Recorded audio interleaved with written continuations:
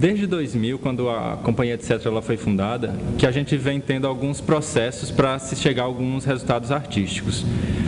De um processo para outro, a gente sempre tinha preocupação de que algumas coisas fossem estudadas, de a gente rever as aulas que a gente fazia, até a forma como a gente iria trabalhar a improvisação, a criação da própria dança.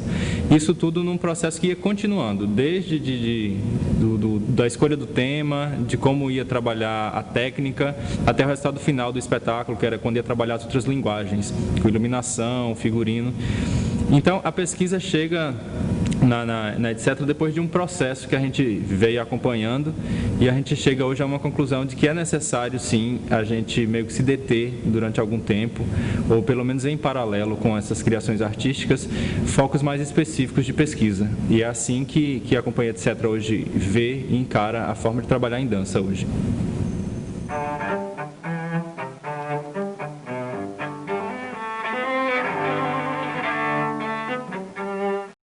A ideia inicial da pesquisa veio da vontade de se aprofundar no estudo de uma aula que eu tinha aprendido dentro da Companhia Marianne Son durante 3 anos na França.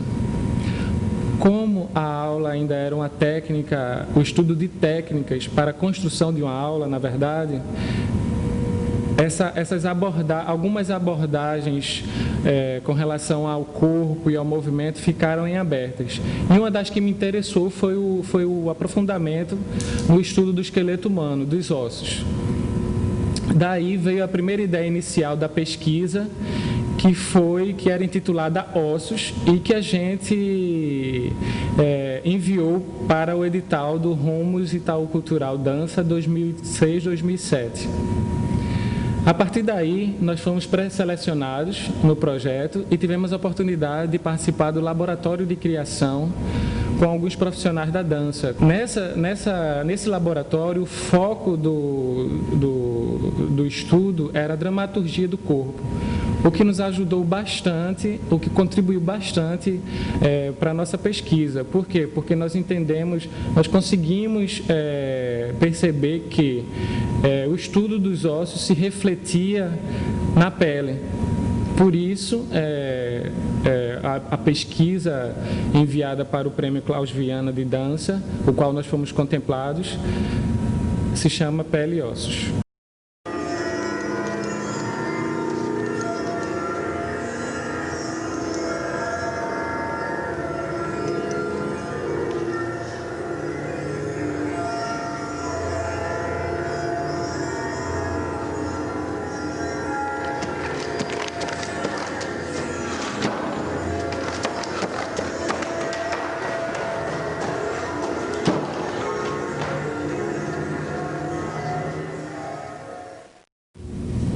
Foi a partir daí, então, que com o prêmio Funarte de Dança Klaus Viana, nós conseguimos, durante esses 6 meses, passarmos num processo em que poderíamos aprofundar o que vinha sendo pesquisado de uma certa forma já anteriormente, que teve até hoje já um resultado, que foi o espetáculo, o Corpo, Massa, Pele e Ossos. E é graças a financiamentos como esses, que até agora ainda são poucos no Brasil, que conseguimos, com a verba pública, a gente financiar as nossas próprias pesquisas, aprofundar em assuntos que não necessariamente sejam espetáculos, mas que tem a ver com a área artística. E a importância desse tipo de prêmio é muito grande para pessoas que estão trabalhando com dança e estão a fim de pesquisar o que estão fazendo ou refletir sobre o que estão fazendo hoje em dia.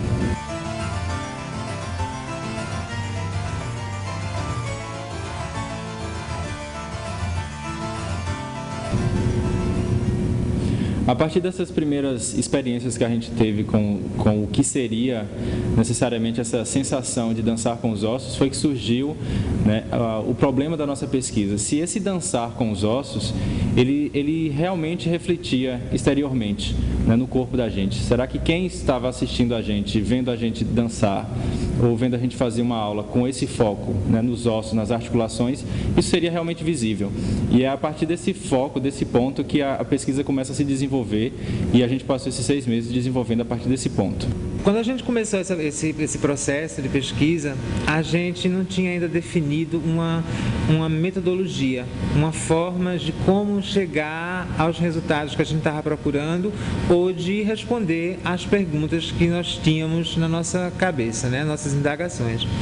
Então, primeiro que tudo, nós tentamos identificar metodologias de pesquisa em arte, principalmente metodologias de pesquisa em dança, como elas são aplicadas, os trabalhos que já foram feitos.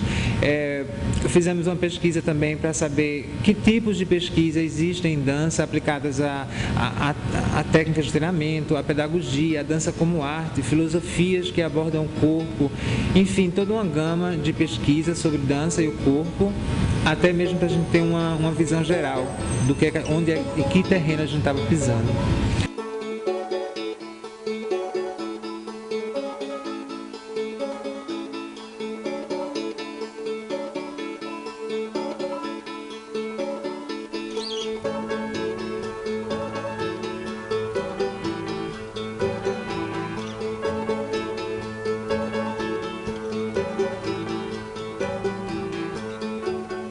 Nós tivemos fases, nós dividimos o projeto basicamente em 3 fases. A primeira fase, onde houve uma coletânea, uma coleção de bibliografia, de material para aprofundar o nosso conhecimento nas áreas onde nós pretendíamos pesquisar.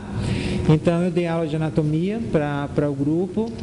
O Pedro Buarque, ele deu aulas de filosofia, falando sobre os filósofos e os conceitos em filosofia que abordam o corpo, para que nós tivéssemos essa perspectiva que vai desde o anatômico até o filosófico.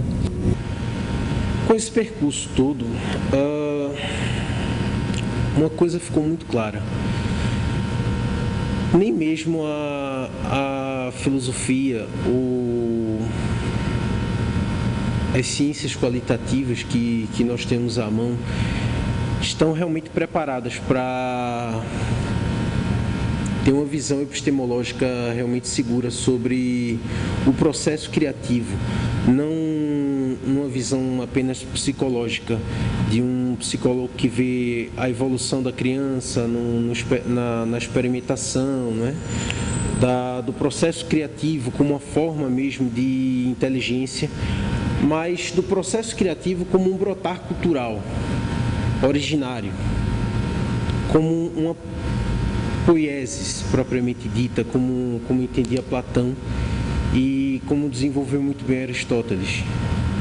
Então, o que seria esse dançar com os ossos realmente? O pensar nesse esqueleto humano, nesse lado anatômico, nesse lado fisiológico do corpo, iria me ajudar no lado criativo. Então, como isso me serviria através das dinâmicas de improvisação, através de estudos coreográficos, como isso me serviria depois para criar, como isso resultaria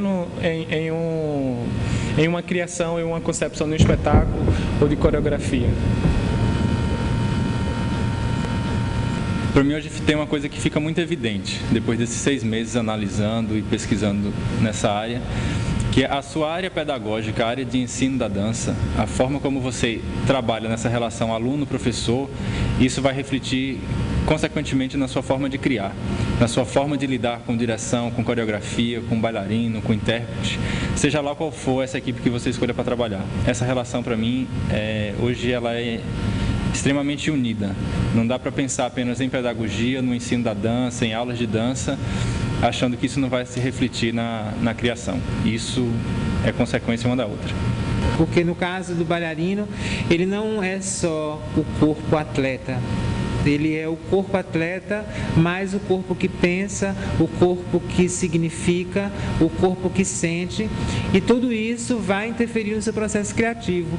E hoje eu saio com essas perguntas: como eu posso promover, como eu posso tornar o meu papel como pedagogo, como coreógrafo, como treinador, mais eficiente, fazer com que aumentar a consciência corporal das pessoas que trabalham comigo, fazer com que elas vão tão profundamente dentro de si que o movimento seja simplesmente natural e ao mesmo tempo total, onde essa pessoa ela se expressa através do seu movimento com toda a integridade dela, usando com consciência tanto o seu artefato físico, o seu corpo, quanto os seus sentimentos, suas expressões, seus medos, seus significados, seus sentidos, e transformar tudo isso num processo criativo.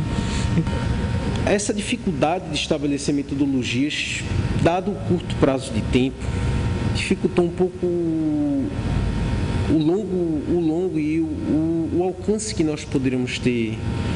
Dificultou um pouco nós termos sido tão produtivos quanto poderíamos ser.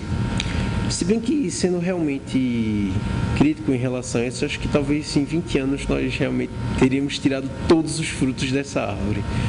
Acredito que nós plantamos uma semente muito valiosa, já tivemos alguns resultados imediatos, uma produção de conhecimento realmente interessantíssima, tivemos impacto no próprio fazer artístico, mas tem muito caminho para ser andado.